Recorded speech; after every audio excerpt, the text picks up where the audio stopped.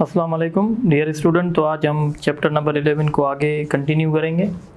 Second law of thermodynamics हमारा topic रहता था। What is second law of thermodynamics? तो सेकंड लॉ ऑफ थर्मोडायनामिक्स में बेसिकली प्रैक्टिकल अप्रोच होती है और यहाँ पे हमारे पास दो स्टेटमेंट्स हैं। एक स्टेटमेंट को कहते हैं केल्विन स्टेटमेंट। केल्विन स्टेटमेंट ने कहा था कि ये नहीं हो सकता कि हम किसी भी बॉडी से कंटिन्यूअस हीट की सप्लाई लें और उसको उसका टेम्परेचर उसके सराउंडिंग से भी कम कर दें। मतलब कहने का ये है कि ये चाय का कप है, सपोज करें, ये तब तक हीट एनवायरनमेंट को देगा जब तक इसका टेम्परेचर एनवायरनमेंट के टेम्परेचर से ऊपर है, पर हम इससे कंटिन्यूअस सप्लाई ऑफ हीट नहीं ले सकते। यानी इसका हम टेम्परेचर मज़ीद अपने एनवायरनमेंट से भी नीचे ले जाएं और इससे कंटिन्यूअसली हम हीट एक्सट्रैक्ट करें, तो ये नहीं हो सकता। So it is impossible to cause the continuous flow of heat from a body by lowering its temperature coldest of its surrounding. या हम ऐसे कह सकते हैं, it is impossible to construct a heat engine whose efficiency is 100%। यानी हम ऐसी heat engine नहीं बना सकते जिसकी इफिशिएंसी 100% हो। तो जो हीट इंजन होती है वो बेसिकली केल्विन स्टेटमेंट पे काम करती है।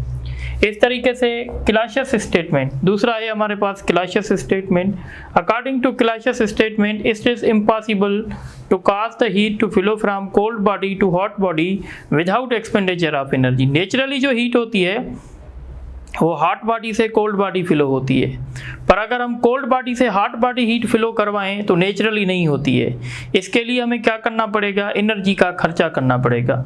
जैसे आपको पता है रेफ्रिजरेटर क्या करता है? कोल्ड बॉडी से हीट फ्लो करवाता है हॉट बॉडी में, पर आपको पता होगा कि रेफ्रिजरेटर बगैर इलेक्ट्रिसिटी के नहीं चलेगा। यानी अगर हम हीट को फ्लो करवाएंगे कोल्ड बॉडी से हॉट बॉडी तो उसके लिए हमें एनर्जी का खर्चा करना पड़ेगा। So it is impossible to cause the heat to flow from cold body to hot body without expenditure of energy. This statement is known as the Clausius statement and refrigerator का जो working है वो basically Clausius principal पे है। अच्छा, अब last topic है हमारे सिलेबस का, और सिलेबस का नहीं बल्कि फर्स्ट ईयर का, इंटर के फर्स्ट चैप्टर का। इट इज एंट्रोपी क्या है? It is the measure of disorder of molecules. यानी आप समझें ये कंटेनर था, इस कंटेनर में ये मॉलिक्यूल्स वेल अरेंज थे। जब मॉलिक्यूल वेल अरेंज होते हैं तो हम कहते हैं इनमें एंट्रोपी नहीं है या कम है। पर अगर मैंने इसको शेक किया और शेक करने के बाद मॉलिक्यूल्स रैंडम हो गए, इस तरीके से हो गए, तो अब मैं कहूँगा कि इसमें एंट्रोपी कम है, इसमें एंट्रोपी ज़्यादा है। तो बेसिकली एंट्रोपी क्या है? ये मेजरमेंट है कि कितना डिसऑर्डर आया है मॉलिक्यूल्स में। So it is the measure of disorder of molecules. और एंट्रोपी का फार्मूला है चेंज इन एंट्रोपी का delta Q upon delta T. Delta Q मतलब हीट हमने सिस्टम को सप्लाई की है, ठीक है, यहाँ पे टी होगा, और इसका यूनिट होता है जूल पर केल्विन, ठीक है। अब आप देखें एंट्रोपी किसी बॉडी की इंक्रीज भी हो सकती है, डिक्रीज भी हो सकती है, कांस्टेंट भी हो सकती है। अगर कोई बॉडी हीट सप्लाई करेगी, अगर किसी बॉडी को हम हीट सप्लाई कर रहे हैं तो डेल्टा क्यू पॉजिटिव होगा, इसका मतलब है एंट्रोपी इंक्रीज होगा। जैसे आइस मेल्ट हो रही है, आइस मेल्ट तब होती है जब हम उसको हीट करते हैं, तो आइस जब मेल्ट होगी उसकी एंट्रोपी बढ़ेगी। इस तरीके से अगर कोई बॉडी हीट को इमिट आउट कर रही है तो उसकी एंट्रोपी कम होगी, डिक्रीज होगी। जैसे अगर हमारे पास वाटर है, वाटर फ्रीज हो रहा है, वाटर जब फ्रीज होगा इसका मतलब है उसने हीट एक्सपेल मतलब की है, तो उसकी एंट्रोपी डिक्रीज होगी। अगर कोई बॉडी ना हीट को एब्जॉर्ब कर रही है ना हीट को इमिट कर रही है, सपोज करें अगर एडियाबेटिक प्रोसेस है, तो एडियाबेटिक प्रोसेस में ना हीट सिस्टम के अंदर जाती है ना बाहर जाती है, तो ऐसे सिस्टम में हम कहेंगे एंट्रोपी कांस्टेंट है, यानी चेंज इन एंट्रोपी जीरो है। तो क्वेश्चन आ चुका है ये टेस्ट में कि कौन सा ऐसा प्रोसेस है जिसमें एंट्रोपी कांस्टेंट होती है। तो एंट्रोपी कांस्टेंट होती है एडियाबेटिक प्रोसेस में। तो ये मैंने लिखे हैं when ice melt entropy increases. अच्छा, दूसरी बात, जो हमने सेकंड लॉ ऑफ थर्मोडायनामिक्स पढ़ा है उसको कभी कभी हम एंट्रोपी के फॉर्म में भी लिख सकते हैं। तो सेकंड लॉ ऑफ थर्मोडायनामिक्स हमें बताता है कि कोई भी सिस्टम हो जो साइक्लिक प्रोसेस में चलेगा उसकी एंट्रोपी या तो कांस्टेंट होगी या तो उसकी एंट्रोपी इंक्रीज होगी। The entropy of a system either increase और रिमेन्स कांस्टेंट। अगर वन डायरेक्शन सिस्टम होगा तो उसकी इंक्रीज होगी, और अगर साइक्लिक सिस्टम होगा तो उसकी एंट्रोपी कांस्टेंट होगी। तो सेकंड लॉ ऑफ थर्मोडायनामिक्स हमें बता रहा है कि किसी सिस्टम की, बॉडी की बात नहीं हो रही, सिस्टम की, किसी भी सिस्टम की एंट्रोपी या तो इंक्रीज होगी या तो कांस्टेंट होगी। यानी सिस्टम की एंट्रोपी कभी भी डिक्रीज नहीं हो सकती, बॉडी की हो सकती है। अब हम आते हैं एमसीक्यूज के तरफ। तो ये एमसीक्यूज आपके पास पेपर में आ चुका है। Which of the following is correct. तो आपने पढ़ा था कि बीटा जो होता है वो 3 टाइम्स ऑफ अल्फा होता है, पर यहाँ पे ऐसे नहीं लिखा हुआ। अगर आप इसको रीअरेंज करें, वैसे भी आप इंजीनियर तो हैं, रीअरेंज कर सकते हैं, तो इसका मतलब होगा alpha is equal to 1/3 beta, यानी ऑप्शन सी होगा। ये क्वेश्चन भी पास पेपर में आया है। फॉर मोनो एटॉमिक गैस, मैंने कल के लेक्चर में बताया था कि कोई भी गैस हो उस केस में Cp is greater than Cv होता है, तो ऑप्शन सी जो है वो सही होगा। उसके बाद क्वेश्चन है the unit of specific heat can be written as. अब देखें बेसिक यूनिट्स में लिखना है। स्पेसिफिक हीट का यूनिट क्या होता है? जूल पर केजी पर केल्विन। जूल को अगर एक्सपेंड करेंगे न्यूटन मीटर आएगा, न्यूटन को एक्सपेंड करेंगे किलोग्राम मीटर पर सेकंड स्क्वायर आएगा, केजी इनवर्स केजी से cancel, M metre square second power -2 के पावर -1, इसका यूनिट होगा सी, और ये भी पास पेपर में आ चुका है। उसके बाद क्वेश्चन है how much heat is required to raise the temperature of 2 kilogram water from 20 Celsius to 30। तो इसका फार्मूला है mc डेल्टा टी। ये हमने हीट कैपेसिटी से फार्मूला, स्पेसिफिक हीट कैपेसिटी से, तो m की जगह हम 2 रखेंगे। वाटर की स्पेसिफिक हीट कैपेसिटी हम 4200 भी ले सकते हैं। चेंज इन टेम्परेचर 10 है, इस तरीके से मल्टीप्लाई करेंगे तो ये आपका 84000 आ जाएगा, और ऑप्शन डी होगा। उसके बाद क्वेश्चन है during adiabatic compression. Adiabatic compression में क्या होता है? तो मैंने बताया था एडियाबेटिक कंप्रेशन में टेम्परेचर इंक्रीज होता है और प्रेशर भी इंक्रीज होता है, तो टेम्परेचर एंड प्रेशर इंक्रीजेस। उसके बाद क्वेश्चन है delta Q is equal to delta W then this process. अच्छा, इसका मतलब है इस प्रोसेस में डेल्टा U 0 है, क्योंकि फर्स्ट लॉ ऑफ थर्मोडायनामिक्स होता है delta Q is equal to delta U plus delta W, पर इसमें डेल्टा U 0 है, यानी इंटरनल एनर्जी चेंज नहीं हो रही। तो इंटरनल एनर्जी उस प्रोसेस में चेंज नहीं होगी जिस प्रोसेस में टेम्परेचर कांस्टेंट होगा, और टेम्परेचर कांस्टेंट कौन से प्रोसेस में होता है? आइसोथर्मल में। ठीक है। Which of the following is correct form of first law of thermodynamics. ये क्वेश्चन भी मेहरान यूनिवर्सिटी में रिपीट हो चुका है। तो आप तो सब जानते होंगे कि फर्स्ट लॉ ऑफ थर्मोडायनामिक्स तो ऐसे लिखा जाता है, पर यहाँ पे ऐसा कोई ऑप्शन नहीं है, और जैसे मैंने आपको पहले बताया आप इंजीनियर हैं, आप इसको चेंज कर सकते हैं। अगर आप इस ऑप्शन को देखेंगे, अगर आप डेल्टा यू को आइसोलेट करना चाहते हैं तो डेल्टा यू क्या होगा? Delta Q minus delta W. तो आई थिंक ये इसी का ही फॉर्म है, तो हम कहेंगे option B is the correct. उसके बाद क्वेश्चन है in which process the work done is zero. Work done zero किस प्रोसेस में होता है? आइसोकोरिक प्रोसेस में, क्योंकि उसमें वॉल्यूम चेंज नहीं होता। उसके बाद एक न्यूमेरिकल है, a system absorbs 100 joule of heat and it's internal energy is decrease. इसने हीट एब्जॉर्ब की है तो डेल्टा क्यू प्लस में आएगा, और इंटरनल एनर्जी डिक्रीज हुई है तो माइनस में आएगा। वर्क डन आपको फाइंड करना है। फार्मूला है delta Q delta U plus delta W. यहाँ पे 100 लिखेंगे, यहाँ -20 लिखेंगे, ये जब वहाँ जाएगा प्लस का हो जाएगा तो प्लस 120 होगा, यानी work done by the system हुआ है। उसके बाद क्वेश्चन है during adiabatic expansion. Adiabatic expansion में आपको पता है टेम्परेचर डिक्रीज होता है, टेम्परेचर डिक्रीज होगा तो इंटरनल एनर्जी भी डिक्रीज होगी। उसके बाद क्वेश्चन है in which process entropy remain same. अभी मैंने बताया है एडियाबेटिक प्रोसेस में एंट्रोपी सेम होती है, क्योंकि वहाँ पे डेल्टा क्यू 0 होता है, डेल्टा क्यू 0 होगा तो डेल्टा एस भी 0, यानी चेंज इन एंट्रोपी 0 होगा। अब आते हैं कार्नो इंजन पे। कार्नो इंजन एब्जॉर्ब्स 1000 जूल, जो हीट एब्जॉर्ब होती है उसको डेल्टा Q1 लिखते हैं। एंड डिस्कार्ड मतलब ज़ाया करना, तो इसने जो हीट ज़ाया होती है वो डेल्टा Q से शो करते हैं, Q2 से। इफ़िशेंसी का फार्मूला आप जानते होंगे, 1 minus delta Q2 delta Q1 multiplied by 100, क्योंकि efficiency is always express in percentage. Last lecture में मैंने 100 नहीं लिखा था, मैंने समझा था कि मेरे पास जो स्टूडेंट हैं वो बहुत एक्सपर्ट हैं, पर अगर आप में से कोई ऐसा है तो आप उसको 100 से मल्टीप्लाई कर दीजिएगा, क्योंकि जब कोई चीज़ परसेंटेज में लाते हैं तो उसको 100 से मल्टीप्लाई करते हैं। बहरहाल तो डेल्टा क्यू की जगह हम लिखेंगे 800 और इसकी जगह हम लिखेंगे 1000 मल्टीप्लाइड बाई 100। ये 2 0 3 0, ये 0.8 होगा, 1 माइनस 0.8 ये 0.2 होगा, मल्टीप्लाइड बाई 100 तो ये 20 होगा। तो कोई ऑप्शन नहीं है, हम एक और ऑप्शन बना लेते हैं, और इंटी टेस्ट में आप नहीं कर सकते ऐसा ना, तो ये 20% है। Carnot engine is working between, Carnot engine का एक टेम्परेचर 27 है, एक 127 है। तो कौन सा स्टूडेंट बताएगा, अपने आप को खुद बताइएगा कि इनमें से T1 कौन सा है, T2 कौन सा है। तो T1 होगा जो टेम्परेचर ज़्यादा होगा, और T2 होगा जो टेम्परेचर कम होगा। तो इफिशिएंसी का formula 1 minus T2 upon T1 multiplied by 100। याद रखिएगा ये जो टेम्परेचर है आपको केल्विन में कन्वर्ट करना है। तो T2 27 है, इसमें 273 ऐड करेंगे तो 300 हो जाएगा, T1 इसमें ऐड करेंगे तो 400 हो जाएगा। सो 300 divided by 400 multiplied by this, इसका एलसीएम लेंगे 4, 4 माइनस 3, 1/4 मल्टीप्लाइड बाय 100 मीन्स 25। तो इसका जो सही ऑप्शन होगा वो 25 होगा।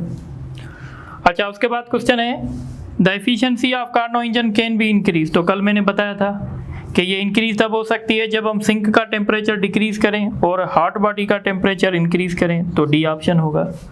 लास्ट क्वेश्चन चैप्टर नंबर 11 का, एंट्रोपी ऑफ यूनिवर्स। तो यूनिवर्स की एंट्रोपी इंक्रीज होती है।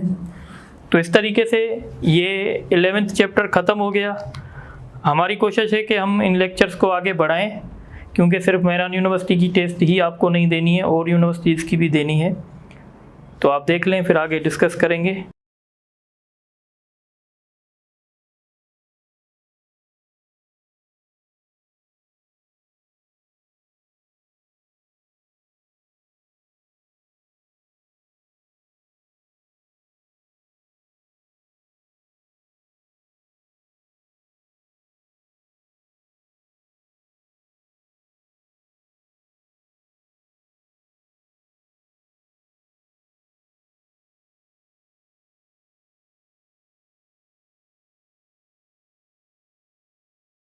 अच्छा, अब हम ये डिस्कस करेंगे चैप्टर नंबर 13 करंट इलेक्ट्रिसिटी। तो करंट इलेक्ट्रिसिटी में सबसे पहले हम डिस्कस करते हैं कंडक्टर। तो हम कहते हैं कंडक्टर वो सबस्टेंस होते हैं जिनके पास फ्री इलेक्ट्रॉन होते हैं। जैसे मेटल हैं, तो मेटल के पास आउटर मोस्ट शेल में फ्री इलेक्ट्रॉन्स होते हैं। इंसुलेटर्स क्या होते हैं, वो सबस्टेंस जिनके पास फ्री इलेक्ट्रॉन्स नहीं होते हैं। जैसे प्लास्टिक है, वुड है, इनके पास फ्री इलेक्ट्रॉन नहीं होते हैं। अच्छा, अब ड्रिफ्ट वेलोसिटी की बात करेंगे, तो जो हमारा कंडक्टर होता है, उस कंडक्टर में जो हमारे इलेक्ट्रॉन्स होते हैं, फ्री इलेक्ट्रॉन्स, ये रैंडम डायरेक्शन में मूव करते हैं। जब ये रैंडम डायरेक्शन में मूव करते हैं तो इनकी वजह से नेट करंट फ्लो नहीं होता।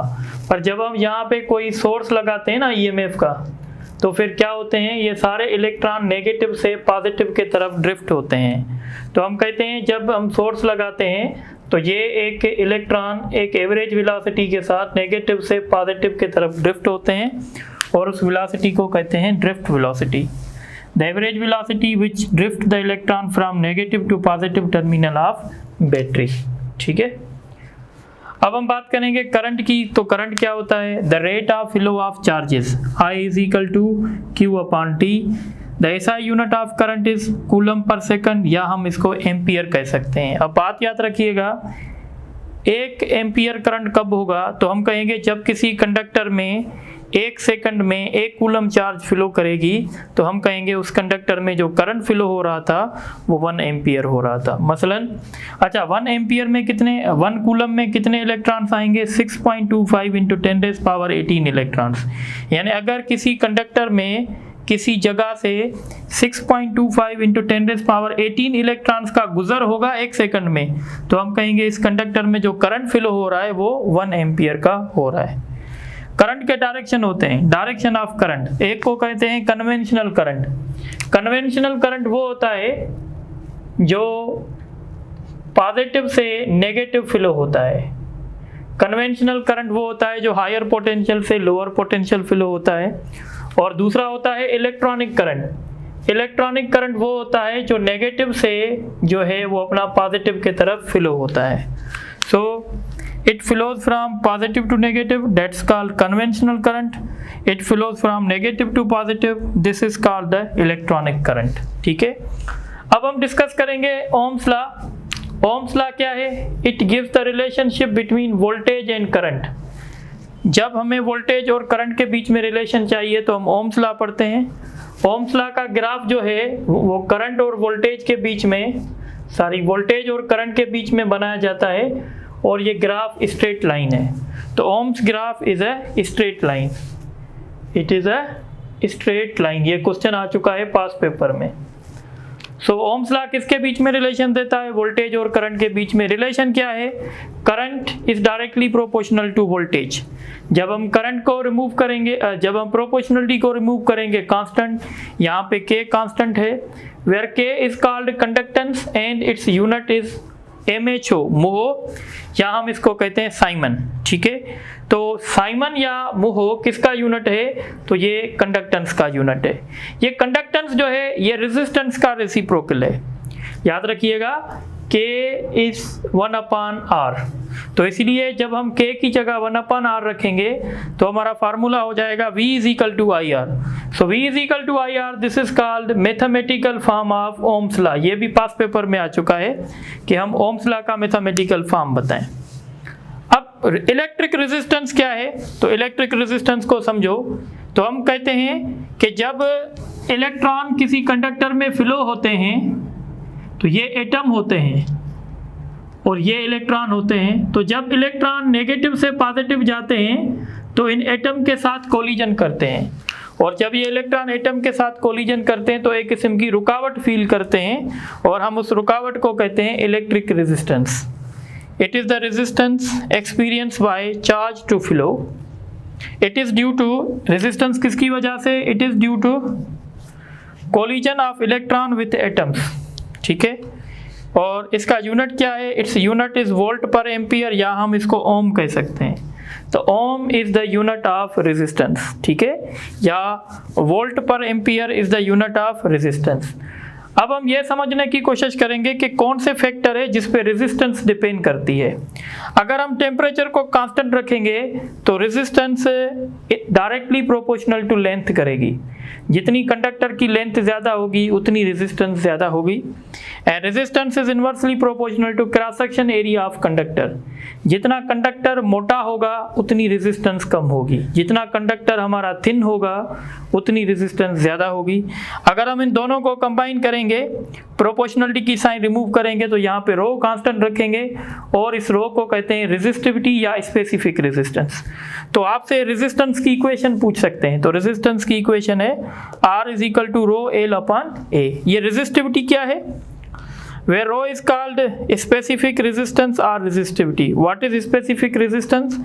The resistance of cube. The resistance of cube is called resistivity. Its SI unit याद रखिएगा, resistivity का SI unit है ohm dot meter.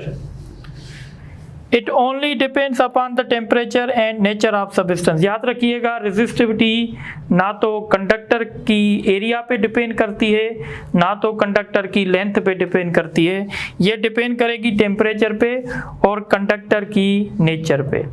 दूसरी बात आपको ये याद रखनी है, अगर आपको एक MCQs मिलता है और उस MCQs में आपको कहते हैं कि अगर हमने किसी कंडक्टर को बेंड किया है तो उसकी रेजिस्टेंस पे क्या फर्क पड़ेगा, तो बेंड करने से ना रेजिस्टेंस पे फर्क पड़ेगा ना रेजिस्टिविटी पे फर्क पड़ेगा। पर अगर आपको कह रहे हैं कि हमने किसी कंडक्टर को कट किया हुआ है तो कंडक्टर को कट करने से उसकी रेजिस्टेंस कम हो जाती है।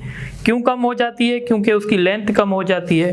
What about resistivity? तो हम कहते हैं रेजिस्टिविटी पे कोई फर्क नहीं पड़ेगा क्योंकि रेजिस्टिविटी लेंथ पे भी डिपेंड नहीं कर रही, क्रॉस सेक्शन एरिया पे भी डिपेंड नहीं करेगी। अब हम बात करेंगे इफेक्ट ऑफ टेम्परेचर।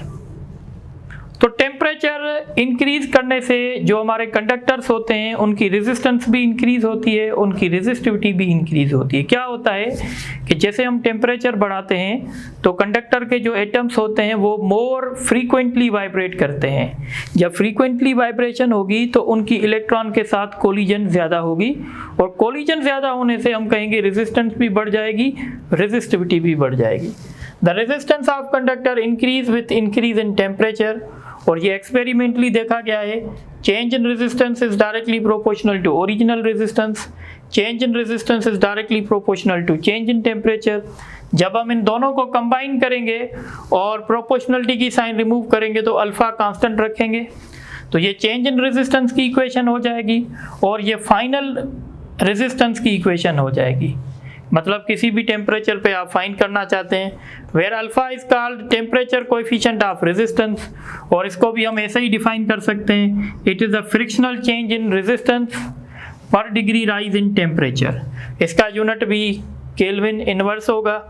अच्छा, आप एक बात याद रखिएगा, जब आप किसी कंडक्टर का टेम्परेचर बढ़ाएंगे तो उसकी रेजिस्टेंस बढ़ जाएगी, क्योंकि कंडक्टर का जो टेम्परेचर कोएफिशिएंट होता है वो पॉजिटिव होता है, और सेमीकंडक्टर का जो टेम्परेचर कोएफिशिएंट होता है वो नेगेटिव होता है। इसका मतलब है अगर हम सेमीकंडक्टर का टेम्परेचर बढ़ाएंगे तो उसकी रेजिस्टेंस जो है वो कम हो जाएगी। ठीक है, याद रखिएगा, सेमीकंडक्टर का टेम्परेचर बढ़ाने से रेजिस्टेंस कम हो जाती है, और 0 केल्विन पे सेमीकंडक्टर जो होते हैं वो बिहेव करते हैं एज इंसुलेटर। यानी सेमीकंडक्टर का टेम्परेचर कम करने से रेजिस्टेंस कम हो जाएगा, टेम्परेचर बढ़ाने से सेमीकंडक्टर का टेम्परेचर बढ़ाने से रेजिस्टेंस जो है वो कम हो जाता है, और टेम्परेचर कम करने से उनकी रेजिस्टेंस बढ़ जाती है, और 0 केल्विन पे सेमीकंडक्टर इंसुलेटर का रोल प्ले करते हैं।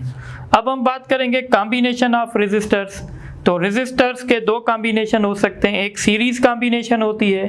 सीरीज कॉम्बिनेशन में हम क्या करते हैं, एंड टू एंड कनेक्ट करते हैं। ठीक है, अब सीरीज कॉम्बिनेशन में हम क्या करते हैं, एक रेजिस्टर के साथ, यानी एक रेजिस्टर का ये लेफ्ट है राइट है, तो इस तरीके से लेफ्ट राइट, इस तरीके से लेफ्ट राइट हम कनेक्ट कर जाते हैं।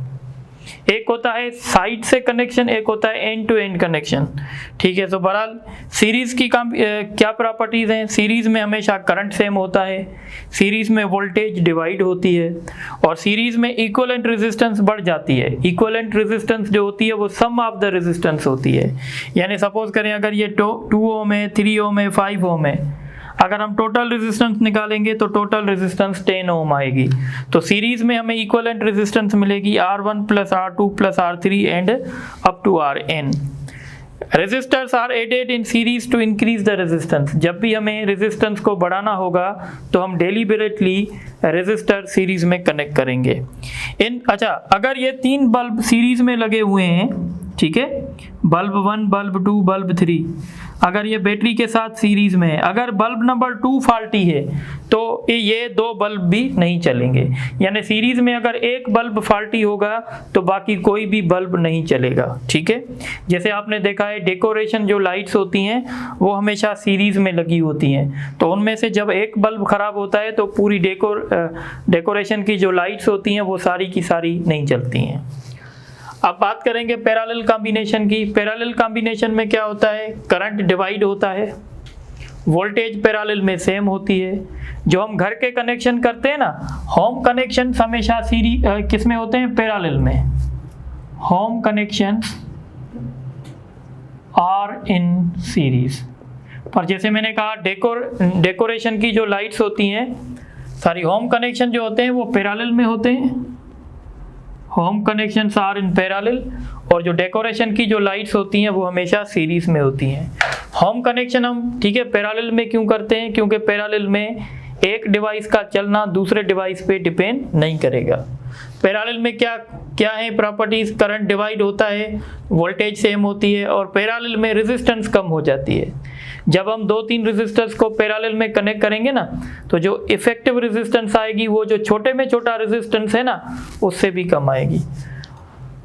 पैरेलल में इक्विवेलेंट रेजिस्टेंस कैसे मिलेगी, 1/R1 plus 1/R2 plus 1/R3 up to 1/Rn। अब एक बात समझें, अगर आपके पास एक ही कैपेसिटी है, सपोज करें अगर मैं कह रहा हूँ मेरे पास 10 ओम के 5 रेजिस्टर्स हैं और मैंने उनको सीरीज में लगाया है, तो सीरीज में इक्विवेलेंट रेजिस्टेंस कैसे मिलेगी, n मल्टीप्लाइड बाय R से, अगर सेम के होंगे।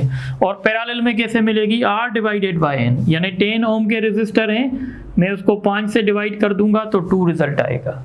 और अगर 2 रेजिस्टर होंगे ना सीरीज इसमें पैरेलल में, तो सिंपल फार्मूला है प्रोडक्ट डिवाइडेड बाय सम। अगर मैं कहूँ मेरे पास 3 ओम है और 6 ओम है, इन दोनों को मैंने क्या कहते हैं कि मैंने इसको लगा दिया पैरेलल में, इफेक्टिव रेजिस्टेंस। तो कैसे करोगे, 3 multiplied by 6, 3 plus 6, 18 divided by 9, 2। तो इस तरीके से हो जाएंगे। अब हम बात करेंगे पावर डेसिपेशन इन रेजिस्टर। तो ये रेजिस्टर है, जब इस रेजिस्टर में करंट फ्लो होता है ना, तो करंट फ्लो होने की वजह से इसमें हीट जनरेट होती है। तो कितनी हीट जनरेट हो रही है 1 सेकंड में, उसको कहते हैं पावर डेसिपेशन। एक क्वेश्चन इंपॉर्टेंट है कि रेजिस्टर में जो पावर डेसिपेशन होता है ना, जो हमारी एनर्जी लॉस होती है, वो हमेशा हीट के फॉर्म में होती है। In resistor power is dissipated in the form of heat. और पावर डेसिपेशन के फार्मूले, एक फार्मूला है P = I²R, दूसरा फार्मूला है P = VI, और तीसरा फार्मूला है P = V²/R। इस पे हम नेक्स्ट लेक्चर में इंशाल्लाह न्यूमेरिकल्स भी करेंगे, ठीक है। अच्छा, उसके बाद है joules law. What is joules law? तो जूल्स लॉ हमें ये बताता है कि जब किसी रेजिस्टर में करंट फ्लो होता है ना, उसमें हीट जनरेट होती है। और वो उस हीट का फार्मूला क्या है, उस हीट का फार्मूला है I² मल्टीप्लाइड बाय T। ये I² क्या है, ये बेसिकली पावर है। जब हम पावर से टाइम मल्टीप्लाई करेंगे तो हमें एनर्जी मिलेगी। तो इसको कहते हैं जूल्स लॉ या heat generated in a resistor. अब यहाँ पे एक बात याद रखेंगे, जो किलोवाट आवर है, ये हम पहले भी पढ़ के आए हैं। Kilowatt hour is the commercial unit of electrical energy. जो हमारे बिल आते हैं ना इलेक्ट्रिसिटी के, वो किलोवाट आवर में आते हैं। और 1 किलोवाट आवर कितने जूल के बराबर है, तो 3.6 × 10⁻⁶ जूल के बराबर है। ये MCQs बहुत इंपॉर्टेंट है, याद रखिएगा। इसके बाद लास्ट में कॉस्ट ऑफ इलेक्ट्रिसिटी कैसे निकालेंगे, तो कॉस्ट ऐसे निकालेंगे, सबसे पहले हम कैलकुलेट करेंगे कि हमने यूनिट कितने कंज्यूम किए हैं। कल इंशाल्लाह न्यूमेरिकल करेंगे। और फिर हम उसको मल्टीप्लाई करेंगे कि 1 यूनिट की प्राइस कितनी थी। सपोज करो अगर हमने 20 यूनिट कंज्यूम किए, 1 यूनिट की प्राइस 5 रुपये थी, तो हम कहेंगे हमारी कॉस्ट होगी 100। तो कॉस्ट निकालने का ये फार्मूला है। तो इसी तरीके से आज के लेक्चर में यही है। बाकी इंशाल्लाह कल हम इसके जो एक टॉपिक रहता है EMF, वो हम कल करके फिर इस पे MCQs करेंगे। हम अपनी पूरी एफर्ट्स लगा रहे हैं ताकि आपको मैक्सिमम से मैक्सिमम चैप्टर कवर कर सकें, ठीक है। तो आप इन पे फोकस करें, फिर इंशाल्लाह नेक्स्ट क्लास में डिस्कस करते हैं। Thank you very much.